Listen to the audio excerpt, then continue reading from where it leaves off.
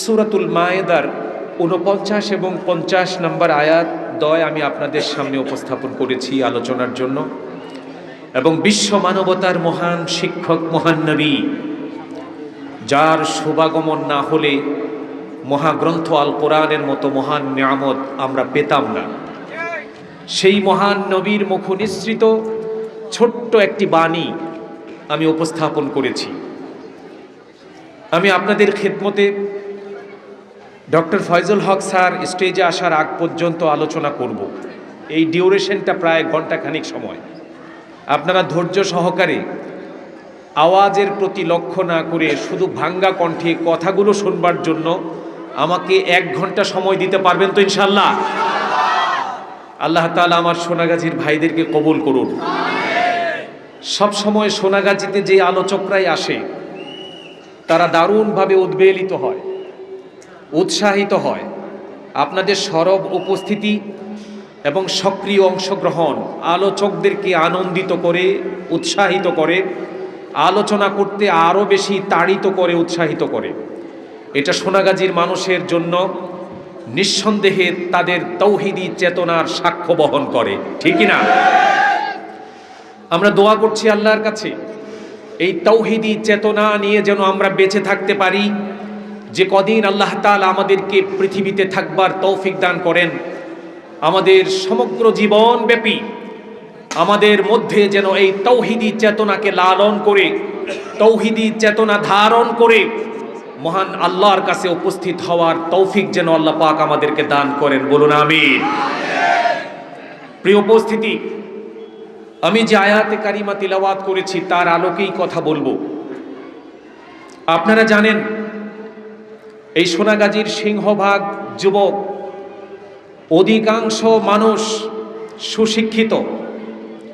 কোরআনকে তারা পাগলের মতো ভালোবাসে, ইসলামকে তারা পাগলের মতো ভালোবাসে, আল্লাহ রাব্বুল আলামিনকে তারা ভালোবাসে, রসুলকে তারা জীবনের চেয়ে বেশি ভালোবাসে, ঠিক না?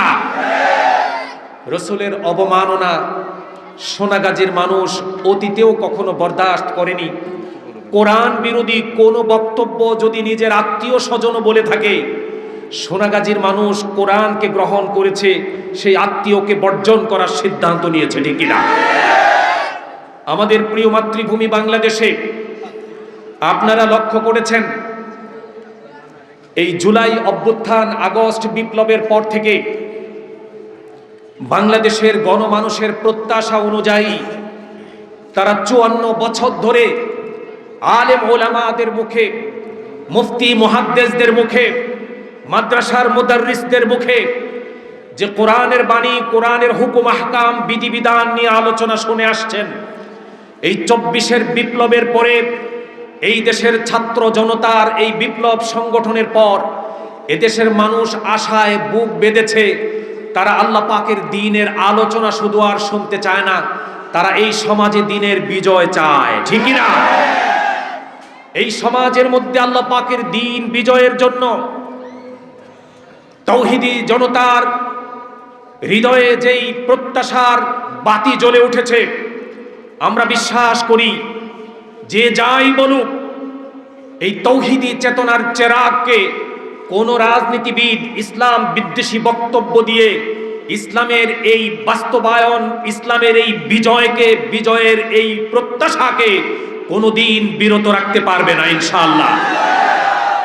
আমরা কোরআনের আলোচনা শোনার আগে কোরআনের ব্যাপারে আমাদের কনসেপ্টকে ক্লিয়ার করা প্রয়োজন।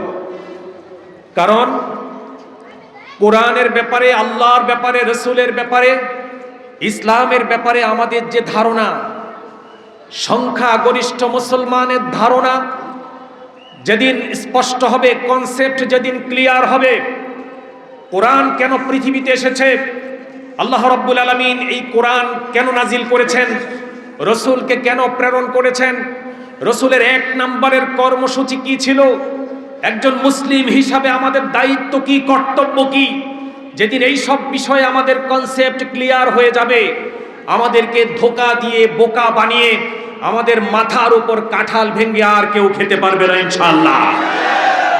আমরা বিশ্বাস করি এই কোরআনের নূর দিয়ে আমাদের কনসেপ্টকে আমরা ক্লিয়ার করব ইনশাআল্লাহ। রাজি আছেন তো? প্রিয় বন্ধুগণ, আমাদেরকে আজকে কোরআনের ব্যাপারে শুনতে হবে, বুঝতে হবে। কোরআনের সুললিত তেলাওয়াত শোনার জন্য কোরআন পৃথিবীতে আসেনি। এ পৃথিবীতে কোরআন আসার পূর্বে পৃথিবীর যে পরিস্থিতি বিদ্যমান ছিল, বিরাজমান ছিল, আমি আশা করি সোনাগাজীর সিংহভাগ যুবক তরুণদের কাছে সেই ইতিহাস সুস্পষ্ট হওয়া প্রয়োজন। কোরআন নিজে নিজে পৃথিবীতে আসে নাই, রসুল স্বইচ্ছায় পৃথিবীতে আসে নাই, বরং আইয়ামে জাহিলিয়াতে আসমানি হিদায়েত থেকে বঞ্চিত হওয়ার পর এই সমাজের মানুষগুলোর যখন ত্রাহি ত্রাহি পরিস্থিতি ছিল, তারা যখন প্রচণ্ড শোচনীয় জীবন যাপন করছিল, তারা যখন জাহিলিয়াতের নিকষ কালো অন্ধকার কূপের মধ্যে ডুবে তাদের জীবন যখন একেবারে শেষ হয়ে যাওয়ার পরিস্থিতি তৈরি হয়েছিল, যেদিন গোটা পৃথিবীর দল মত জাতি ধর্ম বর্ণ নির্বিশেষে সকল মানুষ যেদিন আসমানের দিকে তাকিয়ে হাত তুলে প্রার্থনা করেছিল, ও মাবুদ, এই জনপদ থেকে আমাদেরকে বের করে দাও, নচেত একজন অভিভাবক আমাদের জন্য পাঠাও, আমাদের জন্য তোমার মনোনীত একটি জীবন আদর্শ পাঠাও, যেই জীবন আদর্শ দিয়ে জীবন পরিচালনা করে আমরা জাহিলিয়াতের নিকষ কালো অন্ধকার কূপ থেকে উঠে, পথভ্রষ্টতার বিভ্রান্তিকর গলি থেকে উঠে হিদায়েতের রাজপথে পরিচালিত হতে পারবো, এমন একটি কিতাব, এমন একজন রসুল আমাদের জন্য পাঠাও। বলুন আল্লাহু আকবার। এই আবেদনের প্রেক্ষিতে আল্লাহ রাব্বুল আলামিন আখিরি পায়গাম কালামে হাকিম পৃথিবীতে পাঠিয়েছেন। আপনারা জানেন, রসুল আসার পূর্বে 7ম শতাব্দীতে কোরআন নাজিল হওয়ার পূর্বে পৃথিবীর অবস্থা কি করুণ ছিল। একটি অসুস্থ, একটি পীড়িত, একটি ধ্বংসাভিমুখী, একটি পতনোন্মুখ সমাজকে, একটি বিশ্বকে, মানব সম্প্রদায়কে এই ধ্বংসের হাত থেকে রক্ষা করবার জন্য প্রয়োজনীয় যাবতীয় প্রেসক্রিপশন দিয়েই আল্লাহ তাআলা কালাম নাজিল করেছে, ঠিক না?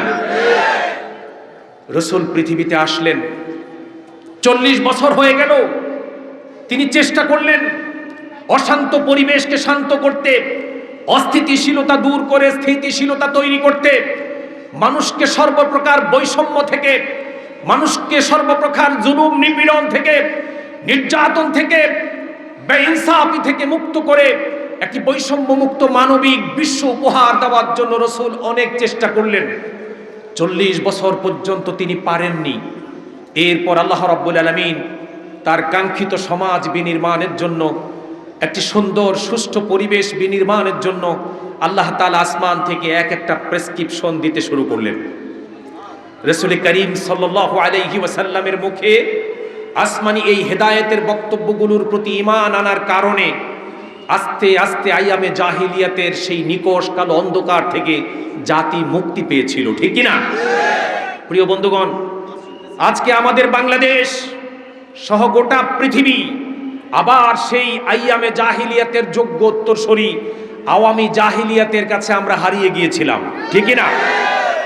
তো সেই পরিস্থিতি থেকেও আল্লাহ তাআলা আমাদেরকে উত্তরণের পথ বের করে দিয়েছে। আমরা গলার সবটুকু শক্তি উজাড় করে সেই রবের জন্য বলছি আল্লাহু আকবার। আরো জোরে বলুন আল্লাহু আকবার।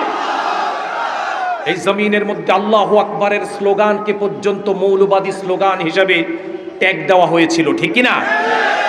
মানুষ মনের প্রত্যাশা নিয়ে, তৃপ্তি নিয়ে রবের নামে তাকবীর দিবে, সেই তাকবীরের পর্যন্ত ট্যাগ লাগিয়ে মানুষকে কুণ্ঠাসা করার অপচেষ্টা হয়েছে, ঠিক না? আমরা জাহিলিয়াতে হারিয়ে যাচ্ছিলাম। আমাদেরকে এই কোরআনের ব্যাপারে স্বচ্ছ ট্রান্সপারেন্ট আইডিয়া অর্জন করতে হবে।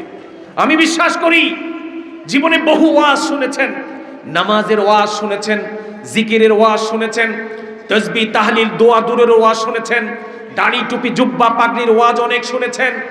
আমার দেশে দাড়ি টুপি জুব্বা পাগড়িওয়ালার অভাব নাই, কিন্তু কনসেপ্ট ক্লিয়ার না হওয়ার কারণে, রসুল আগমনের উদ্দেশ্য সম্পর্কে না জানার কারণে, কোরআনের বিধান পৃথিবীতে কেন এসেছে এ সম্পর্কে ট্রান্সপারেন্ট আইডিয়া না থাকার কারণে আমাদের সমাজে দাড়িওয়ালা জুব্বাওয়ালার সংখ্যা বেড়েছে, কিন্তু আল্লাহর দ্বীন বিজয়ী হয় নাই, ঠিক না?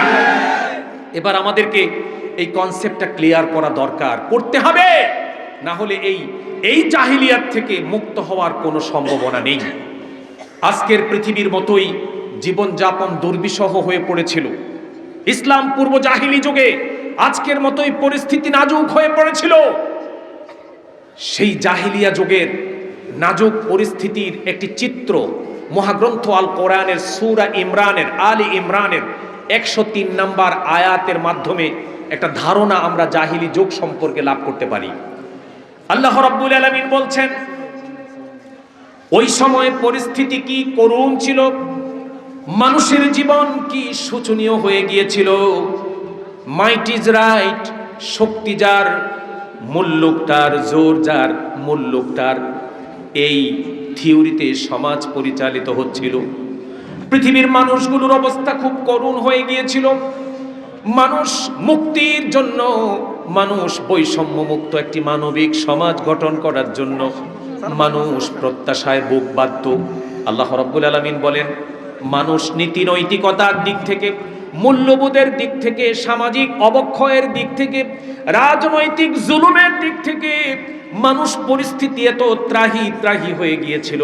সূরা আলে ইমরানের 103 নম্বর আয়াতে আল্লাহ রাব্বুল আলামিন সেই কথাটাই তুলে ধরেছেন। আমার আল্লাহ বলছেন, ওয়াকুনতুম আলা শাফা হুফরাতিম মিনান নার ফাআনকাযাকুম মিনহা কাযালিকা ইউবাইয়িনুল্লাহু লাকুম আয়াতিহি লাআল্লাকুম তাহতাদুন। আমার আল্লাহ কি চমৎকার করে বলেছেন, ও পৃথিবীর মানুষ, আসমানি হিদায়েতের অভাবে, আসমানি হিদায়েতের অভাবে, আসমানি নির্দেশনার অভাবে সর্বশ্রেষ্ঠ সৃষ্টি মানুষগুলো পশুর চেয়ে নিকৃষ্ট হয়ে গিয়েছিল। তাদের সামাজিক কোনো মর্যাদা ছিল না। নারী সম্প্রদায়কে সাজিয়ে গুজিয়ে কোরবানির গরুর মতো লিপস্টিক লাগিয়ে সুন্দর করে মেকআপ করে, ড্রেস আপ করে, মেকআপ করে নারীগুলোকে সুন্দর করে সাজিয়ে কোরবানির গরুর মতো বাজারে ওঠানো হতো।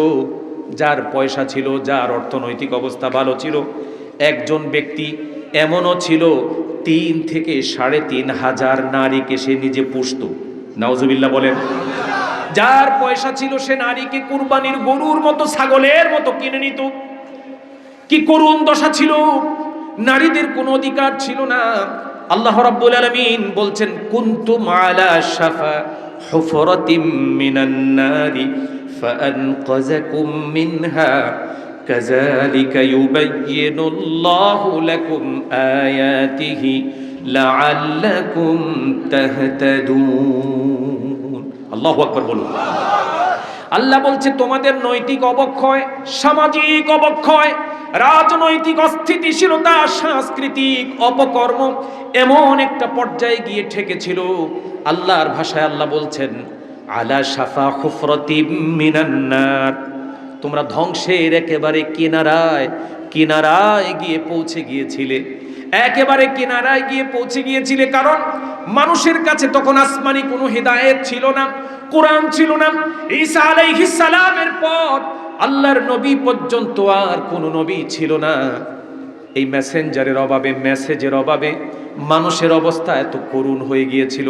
আল্লাহ বলেন, সেই ধ্বংস, একেবারে ধ্বংসাভিমুখী পতনোন্মুখ সমাজ ব্যবস্থা থেকে উত্তরণ ঘটিয়ে আমি আল্লাহ তোমাদেরকে কোরআনের মাধ্যমে, রসুলের মাধ্যমে আমি তোমাদেরকে উদ্ধার করে দিলাম। ফাআনকাযাকুম মিনহা, আল্লাহ তাআলা বলেন, আমি এই কোরআনের মাধ্যমে, এই প্রেসক্রিপশনের মাধ্যমে এই পথভ্রষ্টতা এবং বিভ্রান্তির অন্ধকার কূপ থেকে টেনে তোমাদেরকে আমি হেদায়েতের রাজপথে উঠিয়ে দিয়েছি। আল্লাহু আকবার বলুন।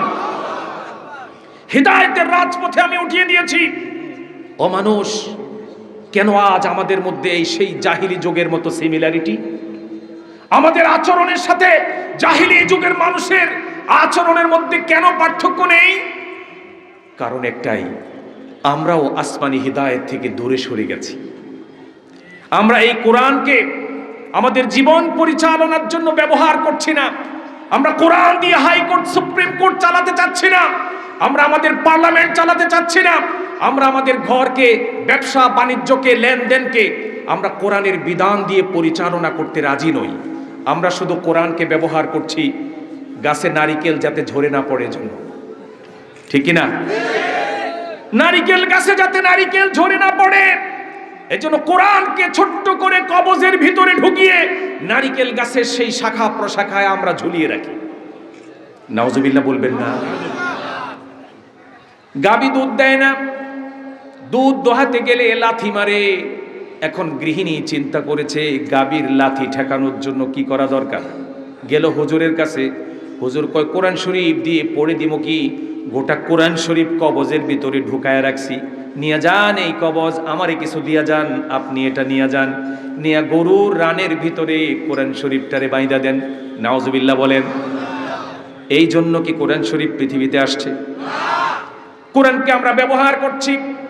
যেই মানুষটা জীবনে কোনোদিন তিলাওয়াত জানতো না, যেই মানুষটা কোনোদিন কোরআনের বিধানকে কি জানার প্রয়োজনীয়তা অনুভব করে নাই, সেই মানুষটা যখন ইন্তেকাল করেছে, সারাটা জীবন কোরআনের বিরুদ্ধাচারণ করে ওই মানুষটা যখন ইন্তেকাল করেছে, মাদ্রাসায় গিয়ে 10 জন হুজুরকে ভাড়া করে এনে সেই কোরআন বিদ্বেষী মানুষটার শিওরে বসিয়ে বসিয়ে আমরা কোরআন খতম করছি, ঠিক না? আছে না নাই? আসতে বলেন, আছে না নাই? কোরআন মৃত মানুষের হিদায়াতের জন্য আসে নাই। এই মরা মানুষটাকে কোরআন শোনায় কোনো লাভ নাই, কারণ কোরআন হচ্ছে একটা সংবিধান, একটা কনস্টিটিউশন, আল্লাহর পক্ষ থেকে আগত জীবন পরিচালনার জন্য আল্লাহর মনোনীত একটা সংবিধান। এটা মরা মানুষের কোনো কল্যাণে আসে না।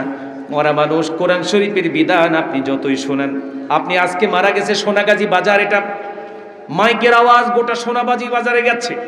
এই বাজার কিভাবে পরিচালিত হবে, ব্যবসা বাণিজ্য কেমনে চলবে, কোরআনের মধ্যে রসুলের মাধ্যমে আল্লাহ তাআলা সেই বিধান আমাদের সামনে উপস্থাপন করেছেন। জীবদ্দশায় মুদি দোকানি কোনোদিন ওজনে কম না দেয়ার ফজিলত জানে নাই। সব সময় 950 গ্রামে 1 কেজি মেপে দিয়েছে। এরকম ডাকাত এদিকে আসে না নাই?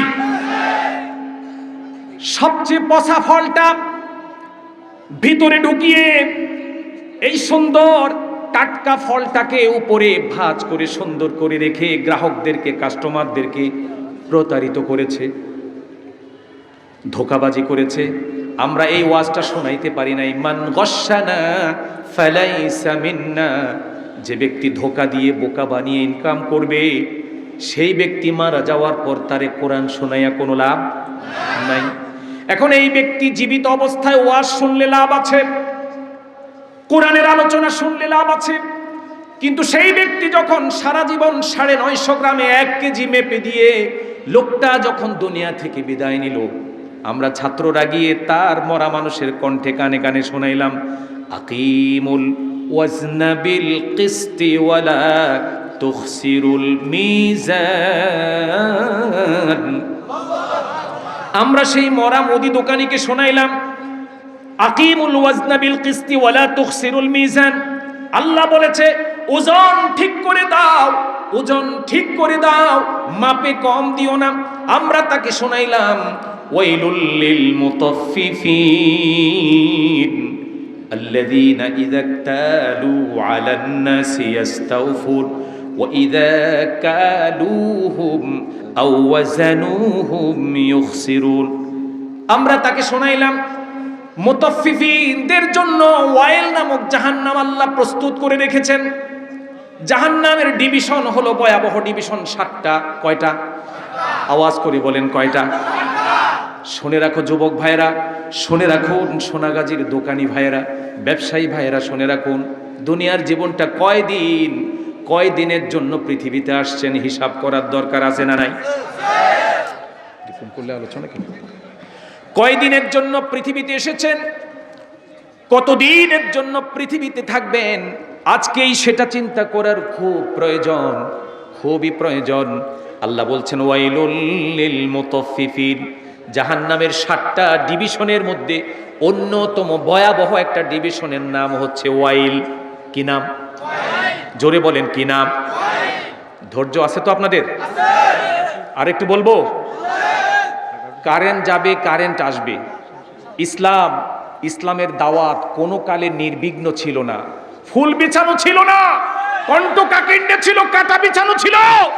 যেখানে এই কোরআনের আওয়াজ হয়েছে, কোরআন বিদ্বেষীদের কলিজায় জ্বালাপোড়ন ধরেছে, তারা বিভিন্ন ভাবে কোরআনের মাহফিলকে ডিস্টার্ব করার অপচেষ্টা চালিয়েছে, ঠিক না? এতবার কারেন্ট যায় কেন?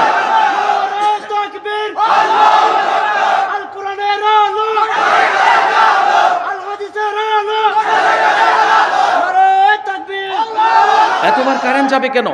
এখন শীতের মৌসুম, সেচ নাই, কিচ্ছু নাই, এতবার কারেন্ট আসা যাওয়া করে কেন? আমার কাছে মনে হয় সন্দেহের যথেষ্ট কারণ আছে না নাই? আছে না নাই? কারণ বিদ্যুৎ অফিস পর্যন্ত আমাদের এই মাইক কিন্তু চলে যাচ্ছে। আল্লাহ হেফাজতকারী, আল্লাহ হেফাজতকারী, আল্লাহ হেদায়েতের মালিক, ঠিক না? আধা ঘন্টা বক্তব্য দিতে পারলাম না, 3 বার কারেন্ট গেল, ঘটনা কি? যান্ত্রিক ত্রুটি। যাই হোক, যে পরিস্থিতি হোক না কেন, আমরা জানি তৌহিদের ফুল ফুটাতে হলে রাস্তাটা কখনো মসৃণ থাকে না, এটা কণ্ঠকাকীর্ণ থাকে, ফুল বিছানো থাকে না, এটা কাদামাটি বিছানো থাকে, ঠিক না? তৌহিদের অনুসারীরা এই কাঁটাকে ভেদ করে ঠান্ডা মাথায় ধৈর্য সহকারে এই বাংলার জমিনে আল্লাহর দ্বীনের পতাকা উড়াবেই উড়াবে ইনশাআল্লাহ।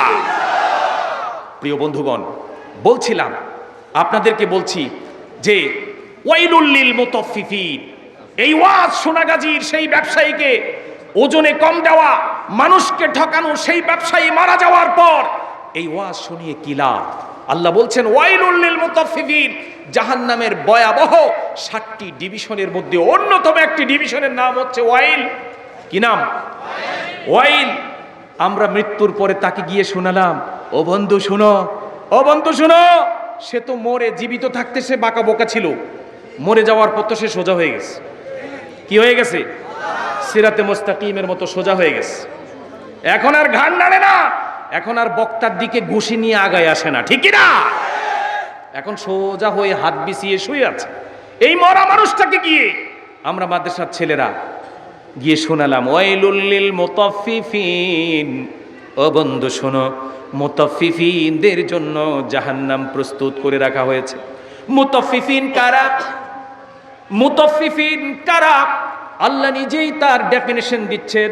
আল্লাহ নিজেই বলছেন আল্লাযীনা ইযাক্তালু আলান নাসি ইস্তাওফুন ওয়া ইযা কালুহুম আও ওয়াজানুহুম ইউখসিরুন। আল্লাহ নিজেই সংজ্ঞা দিচ্ছেন মুতাফফিফিন কারা। মুতাফফিফিন হয়েছে ওই সমস্ত ডাকাতগুলো যারা মানুষের কাছ থেকে নেওয়ার সময় নিজের অধিকার স্যাপ দিয়ে গণে নেয়, আর মানুষকে দেওয়ার সময় 950 গ্রামে 1 কেজি মেপে দেয়। কথা বলেন, আছে না নাই?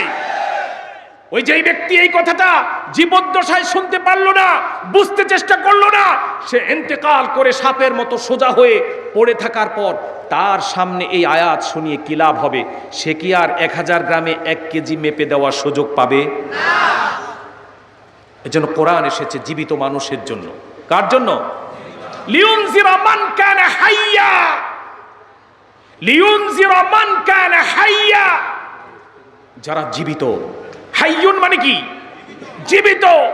আল্লাহু লা ইলাহা ইল্লা হুয়াল হাইয়ুল কাইয়ুম, ঠিক না? অর্থ কি? আল্লাহ হচ্ছেন তিনি, লা ইলাহা ইল্লাহু, যিনি ছাড়া মানুষের জীবন পরিচালনার জন্য আইন দেওয়ার ক্ষমতা আর কারো, অধিকার আর কারো নাই। তিনি কে? তিনি হাইয়ুন, তিনি কাইয়ুম, তিনি চিরস্থায়ী চিরঞ্জীব, চিরস্থায়ী চিরঞ্জীব। তাহলে হাইয়ুন মানে হচ্ছে জীবিত। আল্লাহ রাব্বুল আলামিন বলেন এই কোরআন আমি নাজিল করেছি কার জন্য? কার জন্য? আল্লাহ নিজেই বলতেছেন লিউনজিরা মান কানা হাইয়া, আমি জীবিত মানুষের জন্য এই কোরআন শরীফটাকে নাজিল করেছি। কেন নাজিল করেছি? কেন নাজিল করেছি?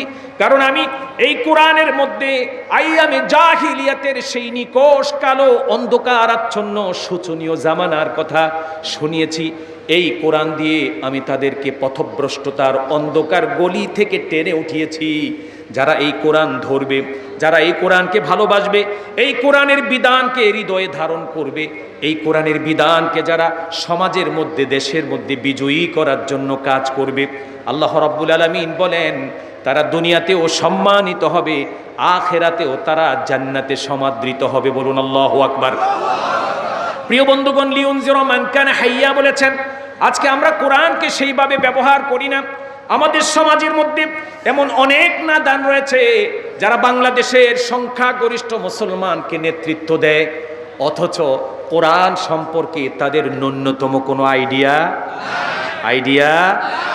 ইসলাম সম্পর্কে তাদের কোনো আইডিয়াই নাই, কোরআন সম্পর্কে তাদের ন্যূনতম কোনো আইডিয়া নাই, এবিসি নলেজ নাই, প্রাথমিক জ্ঞান নাই। এই সমস্ত ব্যক্তিগুলো কি করে আমাদের নেতা হয়ে গেল, কোন ফাঁকে হয়ে গেল আমরা বুঝতে পারলাম না। হয়েছে এই ফাঁকে আমরা দাড়ি টুপি জুব্বা পাগড়ি আর তসবির ফজিলত নিয়ে ব্যস্ত ছিলাম, আর এই ফাঁকে কোরআন বিদ্বেষীরা আমাদের মাথার উপরে নেতা হয়ে বসে গেছে, ঠিক কিনা? এখন আমাদের সেই শীর্ষ নেতারা বলছেন, আমি নাম বলবো না, দুদিন আগেও এক নাদান বামপন্থী নেতা বলেছে কোরআনের সাথে রাজনীতির কোনো সম্পর্ক নাই। গীতা ত্রিপিটক এর মতো ধর্মগ্রন্থের মতো, বাইবেলের মতো, গীতার মতো, ত্রিপিটকের মতো কোরআনের সাথেও, ধর্মগ্রন্থের সাথে রাজনীতি, সংস্কৃতি, সভ্যতার কোনো সম্পর্ক নাই। নাউজুবিল্লাহ বলেন। অথচ আল্লাহ রাব্বুল আলামিন কোরআন শরীফে বলছে, ইন্না আনজালনা ইলাইকাল কিতাবা বিল হক লিতাহকুমা বাইনান নাসি বিমা আরাকাল্লাহ ওয়ালা তাকুল লিল খাইনিনা খাসীমা। আল্লাহ রাব্বুল আলামিন সুস্পষ্টভাবে বলেছেন, ইন্না আনজালনা ইলাইকাল কিতাবা বিল হক। ও সোনাগাজীর শিক্ষিত মানুষেরা শুনুন, বড় পণ্ডিত হওয়ার দরকার নাই, এমফিল পিএইচডি করার মতো যোগ্যতা নিয়ে কোরআন বুঝতে হয় না। শুধু বডি ল্যাঙ্গুয়েজের দিকে লক্ষ্য করুন। ইন্না, নিশ্চয়ই আমরা, আনজালনা, নাজিল করেছি, অবতীর্ণ করেছি, ইলাইকা, আপনার প্রতি। আপনি যাকে, রাসূল সাল্লাল্লাহু আলাইহি ওয়াসাল্লামকে আল্লাহ পাক বলতেছে, ইন্না আনজালনা ইলাইকাল কিতাব, আল কিতাব, আমি এই কিতাব, এই কোরআন আমি আপনার প্রতি নাজিল করেছি, বিল হককে, মানুষের জীবনের জন্য যথোপযুক্ত করে আমি এই কিতাবটা নাজিল করেছি। মানুষের জন্ম থেকে মৃত্যু পর্যন্ত, দোলনা থেকে কবর পর্যন্ত একটা মানুষের জীবনে যা কিছু প্রয়োজন, যত সমস্যায় মানুষ পড়বে, সব সমস্যা থেকে উত্তরণ ঘটাবার জন্য আমি আল্লাহ আপনার কাছে এই আসমানি কিতাব নাজিল করেছি। কেন নাজিল করেছি, কেন? আল্লাহর কাছ থেকে শোনেন, লিতাহকুমা বাইনান নাসি বিমা আরাকাল্লাহ। আমার আল্লাহ বলতেছেন, লিতাহকুমা, যাতে করে আপনি হুকুমত চালাতে পারেন, যাতে করে আপনি কর্তৃত্ব করতে পারেন, যাতে আপনি সুশাসন নিশ্চিত করতে পারেন বাইনান নাস, মানুষের মধ্যে। লিতাহকুমা বাইনান নাসি বিমা আরাকাল্লাহ, যেভাবে যেভাবে আল্লাহ আপনাকে শিক্ষা দিয়েছে, রাষ্ট্র পরিচালনার, সমাজ পরিচালনার, দেশ পরিচালনার যেই পদ্ধতি আল্লাহ তোমাকে শিক্ষা দিয়েছে, সেই দেখানো পথ অনুযায়ী যাতে তুমি মানুষকে শিক্ষা দিতে পারো, মানুষের মাঝে যাতে ইনসাফ প্রতিষ্ঠা করতে পারো, সুশাসন প্রতিষ্ঠা করতে পারো, এই জন্যই একমাত্র আমি তোমার প্রতি কিতাব নাজিল করেছি। চিৎকার করে বলুন আল্লাহু আকবার। তাহলে লিতাহকুমা বাইনান নাসি বিমা আরাকাল্লাহ, এত বড় নেতা হলেন, এত বড় ক্যাবিনেট মেম্বার হলেন, এত বড় দেশকে নেতৃত্ব দিলেন, এত পিএইচডি এমফিল করলেন, কোরআন শরীফের একজন মুসলমান হিসাবে লিতাহকুমা বাইনান নাসি বিমা আরাকাল্লাহ, এই শব্দটার অর্থ বুঝতে পারলেন না। এজন্য স্ট্যানলি হোল বলেছে, স্ট্যানলি হোল নামে একজন দার্শনিক রয়েছে, তিনি বলেছেন, if you teach your children the 3 R's, reading, writing and rithmetic or arithmetic, and you leave the 4th, the religion, you will get the 5th, the rascal. ওই ইহুদি খ্রিস্টানরা বুঝলো তথাকথিত মুনাফিক মুসলমানগুলো বুঝলো না। স্ট্যানলি হোল বলেছে, তুমি যদি তোমার সন্তানকে পড়া লেখা সব করাও, তুমি শুধু দিন, ধর্ম, ইসলাম, কোরআন যদি তুমি না শেখাও, তোমার সন্তান শিক্ষিত হবে, তবে সে শিক্ষিত ডাকাত হবে, শিক্ষিত দুষ্কৃতকারী হবে। তোমার সন্তান অর্থনীতিতে এমফিল পিএইচডি করবে, সে বড় অর্থনীতিবিদ হবে। সে শুধু জানবে কিভাবে মানুষের রক্ষিত ব্যাংকের টাকা, ভোল্টের সোনা কিভাবে গায়েব করে দিতে হয়, সেই পলিসি তার বেশি জানা থাকবে, ঠিক না? স্ট্যানলি হোলের সাথে আমার দেশের মানুষগুলোকে মিলায় নেন, এরা প্রত্যেকটা এক একজন সাবজেক্টে উচ্চ শিক্ষিত, পিএইচডি হোল্ডার, এমফিল করা, থিসিস করা। ডক্টর ফয়জুল হক স্যারের মতো, ডক্টর ফয়জুল হক স্যারও পিএইচডি করেছেন, এমফিল করেছেন, ডক্টর হয়েছেন, কিন্তু ওনার এই ডক্টরেটের সাথে কি ছিল? কথা বলেন, কি ছিল? কোরআন ছিল।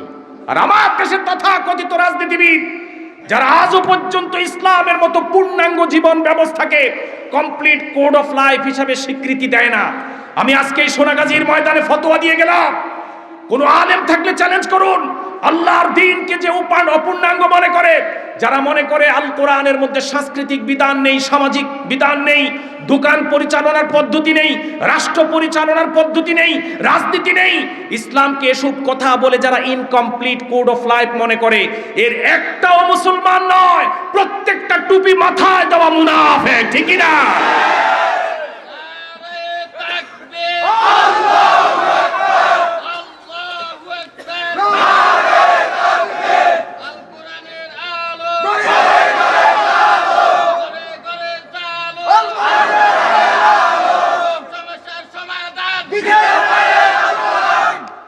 প্রিয় বন্ধুগণ, এজন্য আগে কনসেপ্ট, আমি আলোচনার শুরুতে বলেছি, কোরআনের ওয়াজ আমরা জন্মের পর থেকে শুনতেছি।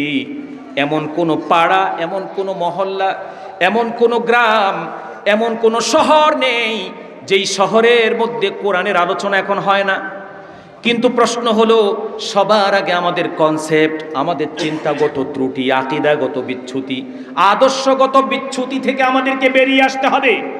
আপনার আদর্শ যদি সেকুলারিজম হয়, আপনার আদর্শ যদি ন্যাশনালিজম হয়, আপনার আদর্শ যদি সোশ্যালিজম হয়, আপনার আদর্শ যদি ডেমোক্রেসি হয়, মানব রচিত কোনো মতবাদ হয়, আল্লাহর কসম, আল্লাহর কসম, আল্লাহর কসম, কবরের প্রথম জবাবে আপনি ঠেকে যাবেন, যেদিন আপনাকে জিজ্ঞেস করা হবে, ওমা দীনুকা, তোমার দিন কি, তোমার জীবন আদর্শ কি?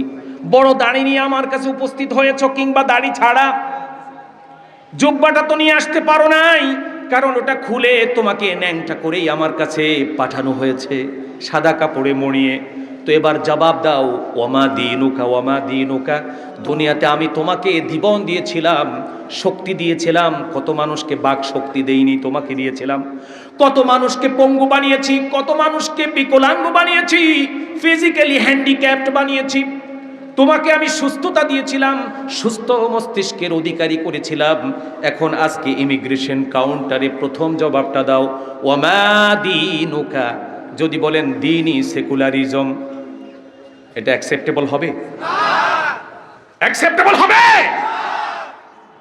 ও মুসলমান, আজকে আমাদেরকে শত্রু ভাবেন, আজকে আমাদেরকে শত্রু ভাবেন, মনে করেন হুজুর ওয়াজের নামে এখানে পলিটিক্স করে। না, পলিটিক্স না। যেই পলিটিক্স করার জন্য মুহাম্মদ সাল্লাল্লাহু আলাইহি ওয়াসাল্লাম এই দুনিয়ায় এসেছে, মুহাম্মদের উত্তরসূরি হিসাবে প্রত্যেক আলেমকে সেই পলিটিক্স করা তার জন্য ওয়াজিব, ফরজ, ঠিক না?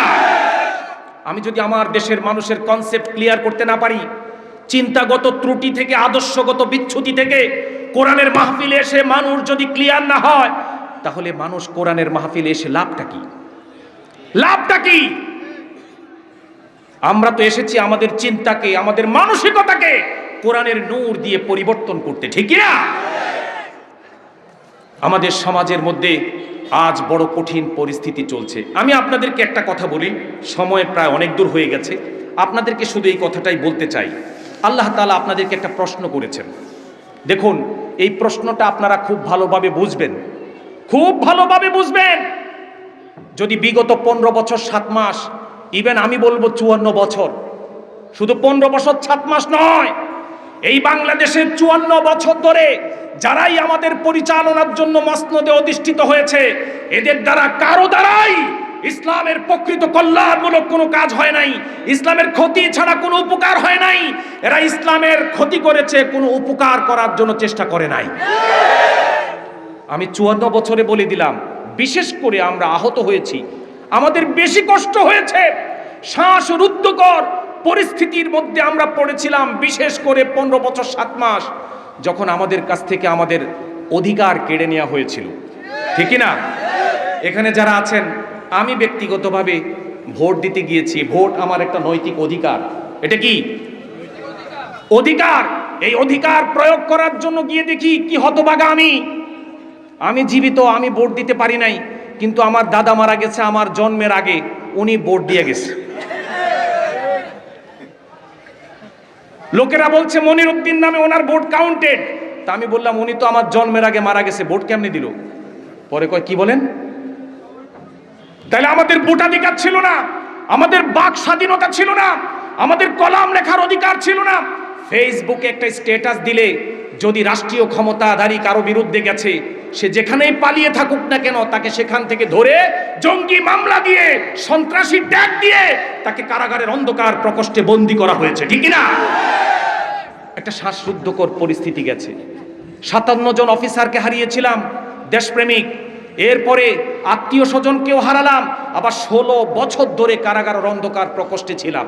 যেই ব্যক্তি স্ত্রীকে প্রেগন্যান্সি অবস্থায় রেখে অন্যায়ভাবে জুলুমের শিকার হয়ে কারাগারে গিয়েছে, সে আজকে মুক্তি পেয়ে চোখের পানি বিসর্জন দিয়ে বলছে, ভাই আমার সন্তান স্ত্রীর গর্ভে ছিল, আমি জেলে ছিলাম, জন্মের পরে আমি আর তাকে দেখি নাই, আজকেই প্রথমবারের মতো আমার 16 বছরের সন্তানকে দেখলাম। আয়না ঘরে বন্দি করা হয়েছে, সেই সিরিয়ার সিদনায়া কারাগার, ইরাকের আবু গারিব কারাগার, বাংলাদেশের আয়নাঘর এক সূত্রে গাঁথা। পৃথিবীর সব জালেমদের ক্লাব একটা, পৃথিবীর সব জুলুমবাজদের ক্লাব একটা, তাদের একটাই লক্ষ্য, তাদের সব পন্থা পদ্ধতি রীতিনীতি একরকম। আমরা দেখলাম সিরিয়ায় যেমন সিদনায়া কারাগার পাওয়া গেছে, ইরাকে আবু গারিব কারাগার পাওয়া গেছে, বাংলাদেশে আয়নাঘর পাওয়া গেছে, ইসরায়েলের মধ্যেও এরকম শত শত গোপন কারাগার আছে না নাই? কিন্তু যত ফাইজলামিয়ে করো, 15 বছর যুদ্ধ করে তোমরা একটা গাজা উপত্যকাকে তোমরা যে চেহারা বানিয়েছো, ধ্বংসস্তূপে পরিণত করেছো। আমার আল্লাহ তোমাদেরকে সাবধান করে বলেছিলেন, এরে বাটপার শুন, তোদের পূর্বেও এরকম অদ্যুত্বপূর্ণ ঘোষণা দেওয়ার মানুষ পৃথিবীতে ছিল।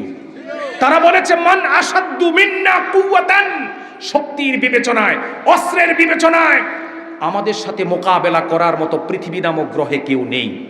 আল্লাহ রাব্বুল আলামিন বলেন, যেদিন অহংকার তাদের সীমা ছাড়িয়ে গেছে, আমি আল্লাহ আমার বাতাসকে বললাম, আজকে এই জনপদের উপর দিয়ে প্রবাহিত হবে, স্বাভাবিকভাবে নয়, 300 মাইল স্পিডে এই জনপদের উপর দিয়ে প্রবাহিত হও। মাত্র 7 লায়ালিন ওয়া 8 আইয়াম, 7 রাত 8 দিন। কয়দিন? 7 রাত 8 দিন। 7 রাত 8 দিনের বাতাসে ওই মান আসাদ্দু মিন্না কুওয়া বলা মানুষগুলো, তাদের বাড়িঘরগুলো, ফাউন্ডেশন দেওয়া বাড়িগুলো মাটির ভিতর থেকে উঠে কাগজের টুকরার মতো এক গ্রাম থেকে আরেক গ্রামে হারিয়ে গেছে। আল্লাহু আকবার বলুন। সেই আল্লাহ এখনো আছে না নাই? আল্লাহ আছেন। প্রমাণ দেখেছেন? 15 বছর 15 মাস সশস্ত্র নিরস্ত্র মানুষের সাথে গাজা নামক একটা উপত্যকায় 21 লাখ জনগণ শুধু সেখানে বসবাস করে, সেই জনপদে বম্পিং করে, মরণাস্ত্র দিয়ে আঘাত করে পুরা গাজা সিটিকে তোমরা কবরস্থানে পরিণত করেছো। এতে তোমাদেরও সোলজার ক্ষয় হয়েছে, তোমাদের মানুষও বন্দী হয়েছে। তোমরা 15 বছর ধরে কষ্ট করেছো, হাজার হাজার বিলিয়ন ডলার খরচ করেছো, হাজার হাজার বিলিয়ন ডলার খরচ করে গাজা উপত্যকার যেই চেহারা তোমরা বানিয়েছো, আমি মাত্র 9 দিনের দাবানলে তোমাদের বেহেস্ত নামক সেই লস অ্যাঞ্জেলসের চেহারা আমি এক বানিয়ে দিয়েছি। ক্যালিফোর্নিয়ার লস অ্যাঞ্জেলস, যেটাকে পৃথিবীর জান্নাত বলা হতো, আমেরিকা এইভাবে বলতো, এটা আমাদের পৃথিবীর জান্নাত। এখানে সমস্ত অভিনেতা অভিনেত্রী বিত্তবানদের বাসস্থানগুলো, বাংলোগুলো লস অ্যাঞ্জেলসে ছিল। সেই লস অ্যাঞ্জেলসকে মাত্র 9 দিনের দাবানলে, আগুনের ঝড়ে, অগ্নি ঝড়ে গোটা ছাই করে বিল্ডিং এর কঙ্কাল, গাড়ির কঙ্কালগুলো আল্লাহ তাআলা ইকুয়াল করে দিয়েছে। গাজার চেহারা আর লস অ্যাঞ্জেলসের চেহারা এক বানিয়ে দিয়েছে। বলুন আল্লাহু আকবার। সেই আল্লাহর জন্য আকাশ বাতাস কাঁপিয়ে একবার বলুন লিল্লাহে তাকবীর। আরো জোরে বলুন লিল্লাহে তাকবীর। আল্লাহু আকবার। ইসলাম জিন্দাবাদ, জিন্দাবাদ, জিন্দাবাদ। ইসলামের শত্রুরা সবসময় সমাধান। নারায়ে তাকবীর। প্রিয় বন্ধুগণ, সেই মহান প্রভু একটা প্রশ্ন করেছে। আমি এই কথাগুলো কেন বললাম? আল্লাহর কথাটা আপনাদেরকে উদাহরণ দিয়ে বোঝাবার জন্য, আর অন্য কোনো কথা নয়। এই 15 বছর 7 মাস আয়না ঘরে মানুষ কি কষ্ট করেছে, জেলখানায় কষ্ট করেছে।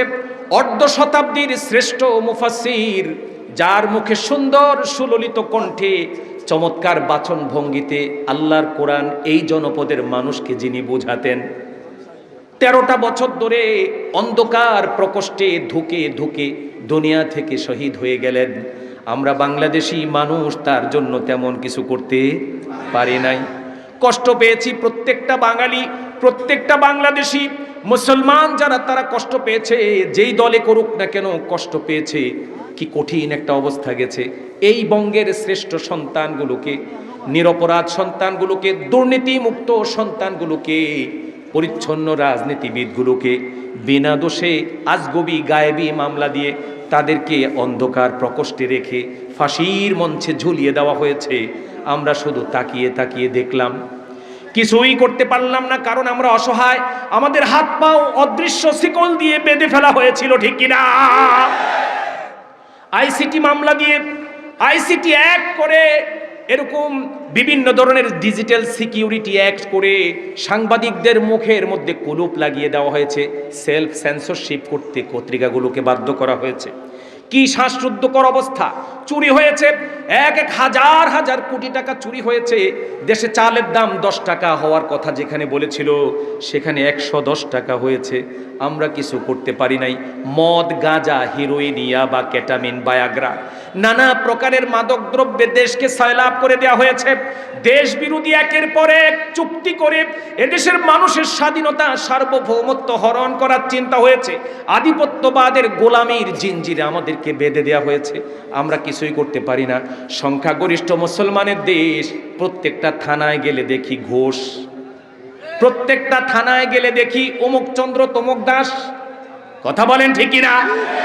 512টা থানার মধ্যে এইভাবে একটা বিশেষ সম্প্রদায়ের লোকদেরকে দিয়ে সাজানো হয়েছিল।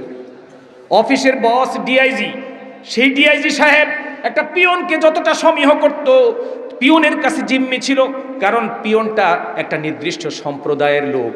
সে মনে করত সর্বনাশ, আমি অফিসের ডিজি হতে পারি, ও পিয়ন হতে পারে, কিন্তু পিয়ন হওয়ার পরও আমি ডিজির চাকরি খাইতে ওর আধা মিনিট লাগবে না। এরকম একটা পরিস্থিতি তৈরি হয়ে গিয়েছিল এই দেশে। এই 15 বছর 7 মাস আমি জানি, যারা যেই দলই করুক না কেন, আমরা আল্লাহর কাছে বলেছি।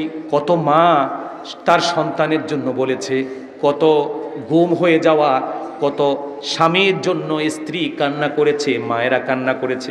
আহারে ইউসুফ আলাইহিস সালাম কে হারিয়ে ইয়াকুব আলাইহিস সালাম কাঁদতে কাঁদতে চোখ দুইটা তার অন্ধ হয়ে গিয়েছিল। মাত্র একটা সন্তানকে হারিয়ে হযরতে ইয়াকুব আলাইহিস সালাম আল্লাহর নবী হওয়ার পরও সন্তান হারানো যন্ত্রণা সহ্য করতে পারে নাই। আমার দেশে প্রায় 1500, প্রায় 5000-এর মতো মানুষ গায়েব হয়ে গেছে। কত? 1000-এরও বেশি মানুষ গায়েব হয়ে গেছে। মায়েরা ঘুমাতে পারে নাই। এই মাগুলো রাতের অন্ধকারে ধুকে ধুকে কেঁদেছে, চোখের পানি ফেলেছে। আল্লাহ, তুমি যদি একটা ব্যবস্থা না করো, এই পরিস্থিতি থেকে উত্তরণের কোনো উপায় নাই। এখন আল্লাহ রাব্বুল আলামিন বিশেষভাবে আমাদেরকে উত্তরণ ঘটালেন, কিন্তু এখন আবার চেষ্টা করছে ওই ফেসিবাদের প্রেতাত্মারা, আধিপত্যবাদের সেই গোলাম আর দাসেরা ওই সুরে কথা বলতে শোনা যাচ্ছে, ঠিক কিনা? ওই সুর এখন আল্লাহ রাব্বুল আলামিন, আমরা সেই ফ্যাসিবাদের কথা শুনলে আমাদের শরীরের লোমকূপ দাঁড়িয়ে যায়। ইমামতি করতে পারি নাই, মসজিদে খুতবা দিতে পারি নাই, অনেক সমস্যায় ছিলাম। আমরা যেমন আবার ফিরে আসলে কে ভয় পাই। আল্লাহ এই কথাটা আজকে জিজ্ঞেস করছে আপনাদেরকে, আফা হুকমাল জাহিলিয়াতি ইয়াবগুন ওয়ামান আহসানু মিনাল্লাহি হুকমান লিকাউমিন ইউকিনুন। আমার আল্লাহ বলতেছে, আফা হুকমাল জাহিলিয়াতি ইয়াবগুন। বন্ধুগণ, আর বেশি না, আমি আর বড়জোর 15 থেকে 20 মিনিট আলোচনা করব। আপনাদের সামনে একটু মেহেরবানি করে কথাটা শুনেন। এখানে একটা শব্দ হাইলাইট করছি, সেটার নাম হলো হুকমুল জাহিলিয়া। হুকমুল জাহিলিয়া। আল্লাহ বলছে, তোমরা কি হুকমুল জাহিলিয়াকে আবার ফিরে পেতে চাও?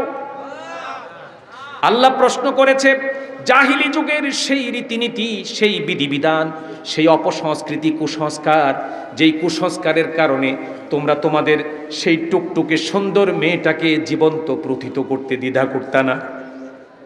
আহারে, আল্লাহ বলছেন, ওয়া ইযা বুশশিরা আহাদুহুম বিল উনসা যাল্লা ওয়াজহুহু মুসওয়াদ্দান ওয়া হুয়া কাযীব। আরেক আয়াতের মধ্যে বলছে, ইয়াতাওয়ারা মিনাল কওমি মিন সুই মা বুশিরা বি আয়ুমসিকুহু আলা হুনিন আম ইয়াদুসসুহু ফিত তুরাব। আল্লাহু আকবার বলুন। আল্লাহ বলছে, কেমন অপসংস্কৃতি, কেমন অপসংস্কৃতি, কেমন কুসংস্কার আয়ামে জাহিলিয়াতের মধ্যে ছিল। সামাজিক রীতিগুলো কত মারাত্মক ছিল। এটা আমাদের সেই পার্শ্ববর্তী দেশ ইন্ডিয়াতেও ছিল। স্বামী মারা গেছে, মেয়েটার মাত্র বিয়ে হয়েছে, তাদের রীতি ছিল, তাদের নীতি ছিল, যার স্বামী মরে গেছে তার বেঁচে থাকার আর অধিকার নাই। সতীদাহ প্রথা। কি প্রথা? সতীদাহ প্রথা। শুনেছেননি? ছিল। স্বামী মারা গেছে স্বাভাবিকভাবে, কিন্তু স্বামী মারা গেছে, এই মেয়েটা আর বাঁচতে পারবে না, তাকে বাঁচানো যাবে না, তাকে মেরে ফেলতে হবে। আগুনের মধ্যে স্বামীর সাথে তাকেও ঝাঁপ দিতে হবে। কি অমানবিক, কি লোভস্বব, কি রীতি, কি কুসংস্কার সমাজের মধ্যে বিদ্যমান ছিল। জাহিলি যুগের মধ্যে এমনই ছিল। কন্যা সন্তান জন্ম নিয়েছে, কন্যা সন্তান জন্ম নেওয়ার পর বাবাকে যখন সংবাদ দেওয়া হলো তোমার কন্যা সন্তান হয়েছে, আল্লাহ নিজে সাক্ষী দিচ্ছেন, যাল্লা ওয়াজহুহু মুসওয়াদ্দা ওয়া হুয়া কাযীব। আল্লাহ নিজেই বলছেন, সেই হাস্যোজ্জ্বল পিতাটা যে পুত্র হওয়ার সংবাদ শোনার জন্য অধীর অপেক্ষায় ছিল, মুহূর্তের মধ্যে তার হাসি মাখা মুখটায় কালো মেঘ নেমে এসেছে। অন্তর জ্বালায় সে চিন্তা করছে, ইয়াতাওয়ারা মিনাল কওমি মিন সুই মা বুশিরা বিহি। এই সংবাদ শোনার লজ্জায় সে সমাজের মধ্যে থাকবে নাকি আত্মগোপনে চলে যাবে। আবার চিন্তা করছে, আয়ুমসিকুহু আলা হুন, অপমান সত্ত্বেও তাকে কি রেখে দিবে, আমিয়াদুসসুহু ফিত তুরাব, নাকি মাটির ভিতরে পুঁতে ফেলবে।